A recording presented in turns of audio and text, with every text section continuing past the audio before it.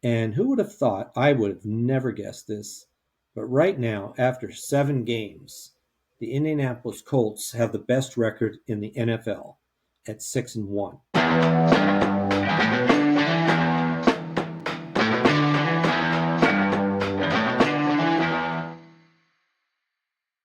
Welcome to Just the Stats NFL Top 10's for Wednesday.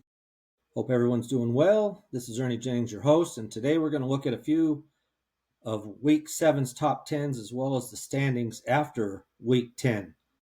So, who are the big movers up and down as far as top 10s go, and in the standings? What's the big moves there? Any big movements in the standings as far as that goes? So, we'll take a look at both of those things in this podcast. So, let's start with some of those Week 7 leaders. And the first one we'll do is yards from scrimmage. This past week, Jahmyr Gibbs, Christian McCaffrey came in after Sunday with a big game, and then Jahmyr Gibbs had 218 yards. Christian McCaffrey had 201. Both really good games. Jahmyr Gibbs, his 218 yards from scrimmage were 136 rushing and 82 receiving in a win. Big game for him and the Lions. They needed a win after that loss to Kansas City. And then Christian McCaffrey for the 49ers, 201 yards, 129 yards rushing, 72 receiving, and that was a win as well. He was impressive. I mean, he just kept breaking off runs, 5 to 10 yards. One of his touchdowns into the end zone, he just was leaning back against the defense and just kept pushing with his legs all the way into the end zone. Pretty impressive. Then there's a bit of a drop-off to number 3, which was Devontae Smith for the Eagles. As a wide receiver, no rushing yards, 183 yards receiving to put him at number 3 as far as yards from scrimmage go. And that was also a win. Now, number 4 was Oronde Gadsden for the Chargers, had 164 yards, all receiving. That's one of the 3 losses on this list as far as the top 10 players, yards from scrimmage. 3 people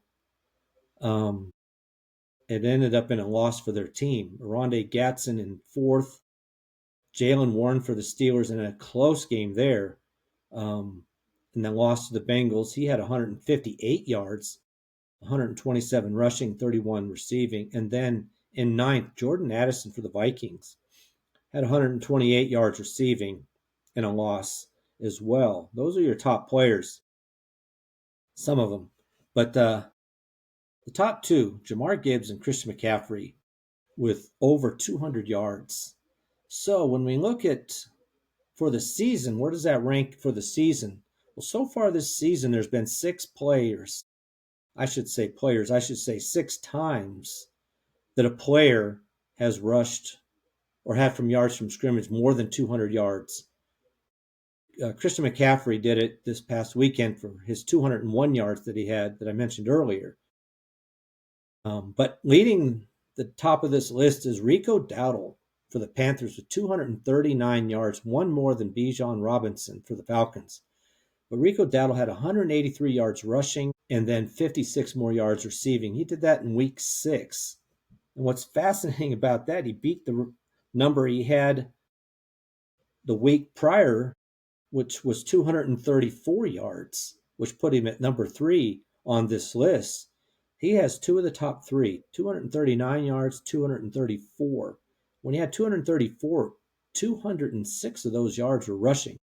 The only player over 200 yards so far this season as far as rushing goes. Then he had another 28 receiving. Now, every player except for Derrick Henry in week 1, his team won the game. In week 1, Derrick Henry was number 8 spot, had 169 yards rushing, 13 yards receiving for a total of 182. But that was in a loss in week 1, that crazy game with the Buffalo Bills, where they both scored 40-plus points, 41-40, I believe it was. That's the only person who's lost, their team has lost in a particular game. So Rico Dowdle has the number 1 and 3 spot. Bijan Robinson for the Falcons had 238 yards, like I said, 1 less than Rico Dowdle. He had 170 yards rushing and 68 yards receiving in his win in week 7. In week 6, I'm sorry. So in week 6, you had Rico Dowdle with 239 yards from scrimmage, and Bijan Robinson with 238 yards from scrimmage. That's pretty incredible. So when you're looking at this top 10 list here, Rico Dowdle is on this list twice, and Bijan Robinson's on this list twice. They're the only two players in the top 10 twice.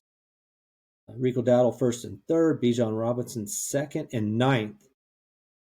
In week 4, Bijan Robinson had 181 yards, 75 rushing, and 106 yards receiving, which is the only time on the list here that a running back had more yards receiving than he did rushing to equal out his total number.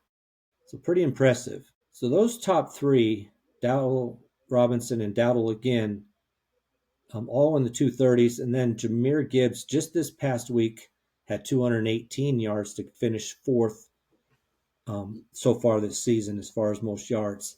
And like I said, there's only been 6 players so far this season with more than 200 yards from scrimmage. So pretty good games from these players, all wins. What's fascinating is how well Rico Dowdle did these past 2 weeks. And then in week 7, they cut his carries back. So we'll see how long they continue to do that. All right. Let's look at another thing here. Week 7 leaders quarterback rushing yards. This was Drake May by a fair amount here. 62 yards he had rushing this past week. Bo Nix for the Broncos had 48. And Jaden Daniels had 35. And then you have a lot. It's just a drop off all the way down to Justin Fields and Jordan Love, who both had 22 yards. Not too big of a thing here, except for Drake May's 62. And when you look at that for the entire season, Justin Fields leads this category with 81 yards, but that was a loss. Lamar Jackson had 70 in a loss in week 1. That's the same week that Derrick Henry had so many rushing yards. And then we do have Drake May coming in this week, in week 7. He had, for 7th place, he had 62 yards, which is good enough to time for actually 5th with Jalen Hurts, who did it twice, week 1 and week 4. He had 62 yards twice. So looking at this list right now, Jalen Hurts is on it twice. And other than that, no one else is on this list more than one. Or Patrick Mahomes, I should say, is also on this list twice. He had a 66-yard game in week 2. And then in week 5, he had 60 yards, which was good enough to put him in 8th on the season leaders in quarterback rushing. So there's a couple more offensive stats that I didn't get to on Tuesday. Now, looking at some of these defensive stats, and only looking really, were there any players to break into the top 10 as far as tackles, for example? And yes, this past week, Alonda Roberts for the Raiders had 18 tackles, which tied him for the most tackles this season in a single game. He tied Jordan Brooks, who in week 4 had 18 as well. And then Devin White also for the Raiders. It tells you how that game went when it was 31-0 for the Chiefs. Not very good. Raiders defense was on the field a lot, which explains why they had so many tackles. But Devin White for the Raiders had 16, which is good enough to time for 5th this season in most tackles. So you had 2 of the top 10 are Raiders, and that was just this week. They're the only 2 to break into the top 10 this week as far as tackles go. Now, interceptions, nobody still has more than 2 in a game, which obviously is still a really good game. This is a stat that doesn't move very much. All you do is continue to have more and more players with a certain stat, but you have quite a few players. You have 7 players with 2. And there were 6 this week. J.C. Horn for the Panthers in their really low-scoring game, 13-6, but he had 2 interceptions in that game. So he jumped on this list of players with 2 interceptions in a single game. And then the last stat we'll look at is sacks. And this week, Micah Parsons had 3 sacks to jump into this top 10 list. 3 sacks, in their win over the Arizona Cardinals, which is a very close game. I tell you, the Arizona Cardinals have lost more close games, and often it's because of something they did where you're like, why did you do that? Or they had some crazy play. But Micah Parsons' 3 sacks in that game was good enough to put him second on this list. Tuli Tuipulotu for the Chargers is still at the top with 4 sacks. Incredibly, with 4 sacks by himself against the Giants, it was still a loss in a close game, while Micah Parsons' game was a win. And that is the only player this week to make it into the top 10 as far as sacks go. All right. So that's a little look at the last look at top 10s this week. For week 7, we'll be looking at week 8 here starting tomorrow. But now let's look at the standings for what we have after week 7 before we get into week 8 and see how things are progressing. One of the most fascinating divisions as far as the top 2 is the AFC East with the New England Patriots and the Buffalo Bills. And currently, the Patriots are in the lead by a half game because they have played 7 games while the Bills have only played 6. So the Bills win this week, or whenever the Patriots have a bye week, then obviously the Bills will have a chance to catch up and if they win. But right now the Patriots are in first because within the division they're 2-0 while the Buffalo Bills are 2-1 and their loss is to the Patriots. So the Patriots have looked so incredibly good lately. And in fact, they were 1-2 when they went on a 4-game winning streak to now be 5-2. I mean, honestly, it looks like the Bills just basically going to wrap this up because at that time when they were 3-0 while the Patriots were 1-2. So it looked pretty bad for the rest of the division, but not anymore. Now, AFC North. Pittsburgh Steelers lead this 4 wins, 2 losses. They had such a chance against the Bengals to really put some distance between themselves and the rest of the AFC North, and they couldn't do it. Cincinnati Bengals were able to win. They are now 3-4. So really it will matter to how the Pittsburgh Steelers, who have played 1 less game, do. Whether if they lose, obviously it tightens it up a little bit more. Now what's Cincinnati Bengals, like I said, 3-4. What they have in their favor right now is they're 2-0 in the division, while the Pittsburgh Steelers are 1-1. So Pittsburgh Steelers are going to have to continue to win if the Cincinnati Bengals are able to. I think the Bengals have a shot with their kind of schedule they have this the rest of the way out. Now, looking at the AFC South, well, 2 weeks ago, both the Colts and the Jaguars were 4-1. Now, after 2 weeks later, the Indianapolis Colts are 6-1 and the Jaguars are 4-3. So the Colts have now jumped out to a 2-game lead in this division. The Houston Texans are 2-4.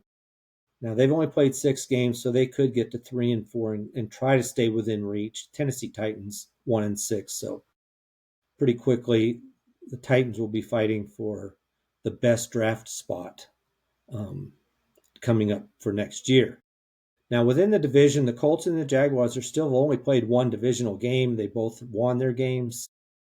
So this could be interesting when they play each other. That could be huge, especially for the Jaguars if they continue to be 2 games back.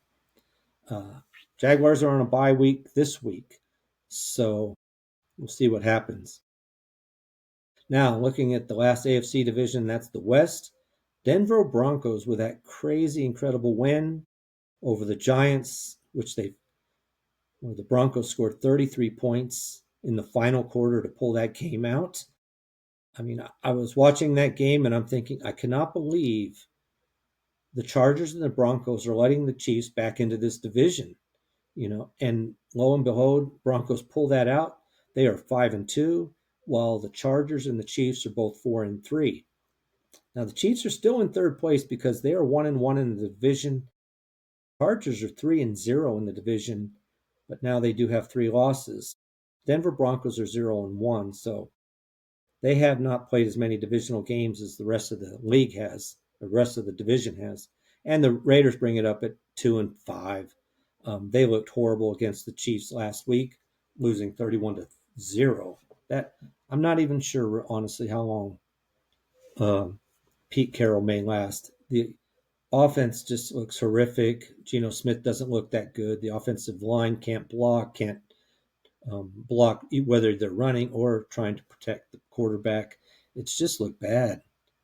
And I do honestly feel like the offense is from 1982 or something. I just don't like it at all. But anyway, Broncos hold a 1-game lead right now over the Chargers and the Chiefs in AFC West. All right, let's move to the NFC. Then we'll look at the NFC East first. Philadelphia Eagles were 4-0, went on a 2-game losing streak like the Buffalo Bills had done when they're the two only undefeated team and they both lost 2 in a row. But the Eagles rebounded last week and now are 5-2. 2-game lead over the Dallas Cowboys and the Washington Commanders, though Cowboys are in second because they're 3-1. Eagles 5-2. Dallas Cowboys, like I said, 3-1.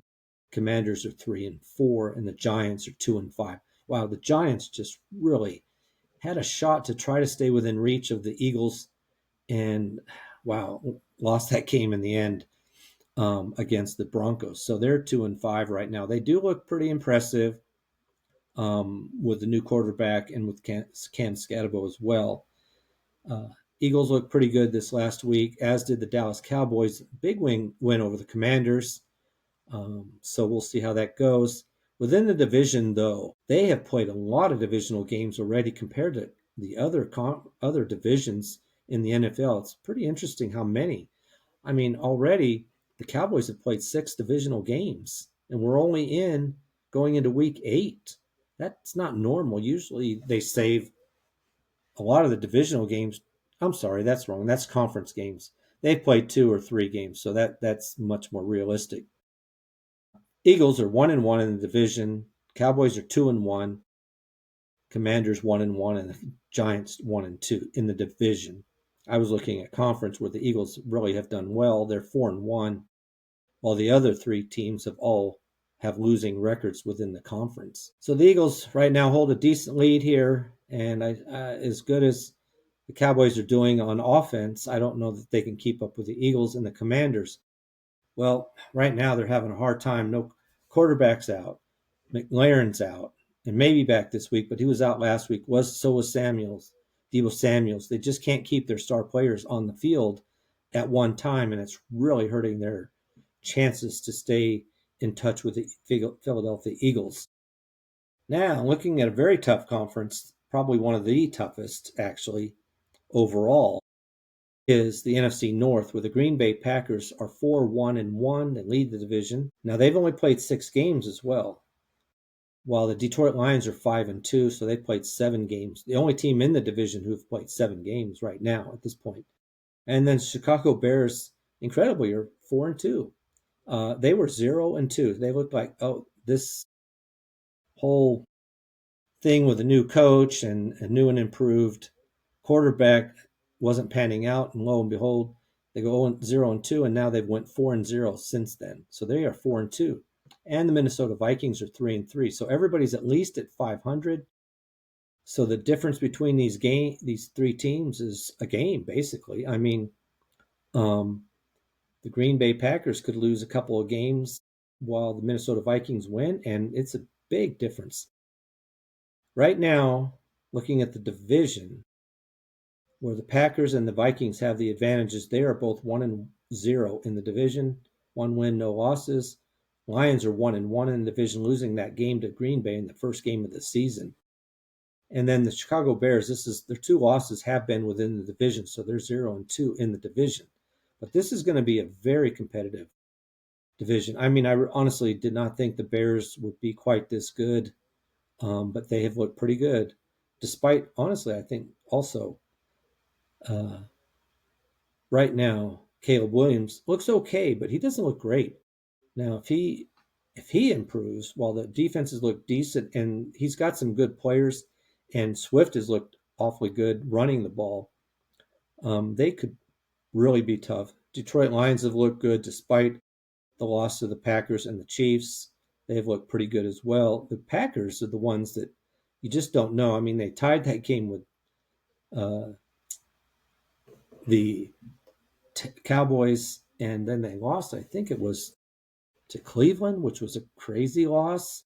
So I don't know quite what to think of them at this point in time, but they are in first place. All right, let's look at the NFC South. Well, Tampa Bay was running away with this. Um, they were 5-1 going into last week when they lost. They're at 5-2. The Carolina Panthers have won four of their last five and three in a row to move up to 4-3. They're ahead of the Atlanta Falcons, who are 3-3, who did not play. So they're one less game than the rest of the division. Every other team in the NFC South has played 7 games, while the Atlanta Falcons have only played 6. So with a win, the Falcons would tie the Carolina Panthers at the same record. But right now, the Panthers are in second, only a game back of the Tampa Bay Buccaneers, incredibly. Now, when you look at the schedule, though, the Tampa Bay Buccaneers are playing some tough teams.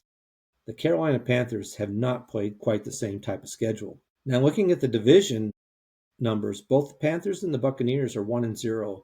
So that's good for them as far as maintaining that position, while the Atlanta Falcons are 0-2. And again, the Atlanta Falcons, I'm not quite sure what to think of. They lose that game. I think it was either 26-0 to the Carolina Panthers. You thought they looked horrible.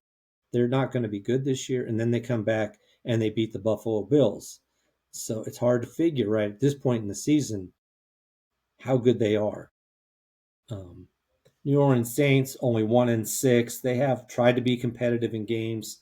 They just can't ultimately come out on top so far this season with only 1 win. All right, last division we're going to look at, the NFC West.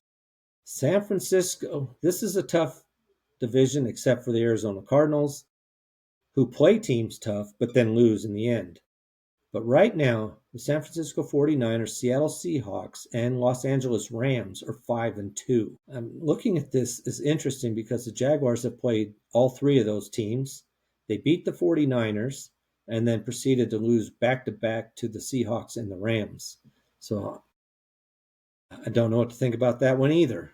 But anyway, they're all 5-2. Those 3 teams, all 5-2. San Francisco's in first place because they are 3-0 in the division. Only undefeated team. Seahawks are 1-1. The Rams are 0-1. And the Arizona Cardinals bring up the rear with 0-2 within the division. So that is very competitive. And there's still quite a few division games to go for these teams. We'll have to watch that. So you really have 2 very tough divisions. Really 3 of them. I say, the NFC West, NFC South, even though you thought it would only be, I thought it would be Tampa Bay and maybe Atlanta Falcons. Wasn't really considering the Carolina Panthers, and they may fall off as the season goes along. But really, the NFC North with Green Bay, Detroit, Chicago, and Minnesota, and then you have the NFC West with the 49ers, the Seahawks, and the Rams. Those are some tough teams. And then, yeah, I mean, that's pretty rough. This is a tough division. Or conference, I should say. The National Football Conference is incredibly tough. It's hard to pick who will be the team going to Super Bowl out of that conference. Now, looking at the American Football Conference, again, that's pretty hard too. And who would have thought? I would have never guessed this. But right now, after 7 games, the Indianapolis Colts have the best record in the NFL at 6-1. Just ahead of Green Bay Packers, who were 4-1-1. But 6-1 Indianapolis Colts. I really thought, yeah, they got some good players, but I didn't think, I definitely didn't think Richardson was worth spending much time on, and I didn't think Daniel Jones was going to be that good. But boy, he's proving everybody wrong. He has looked very impressive. Their whole offense is just incredible. They've scored 232 points so far this season. That's just crazy. That is more than anybody else in the NFL, including the Detroit Lions, who have 215, and the Dallas Cowboys, who have 222. I mean, last year the Detroit Lions had the most points, and they're still. I mean, 215 is a good number, but right now the Indianapolis Colts have it with the best record and the most points scored so far this season. So they're the team to beat at this moment, despite what I saw or heard on a TV show where they put the Kansas City Chiefs as the number one team. That's just not right now. All right. Well, that's a wrap for this episode. Appreciate you listening. You will be able to catch this podcast. You can catch it live on YouTube at Just the Stats NFL.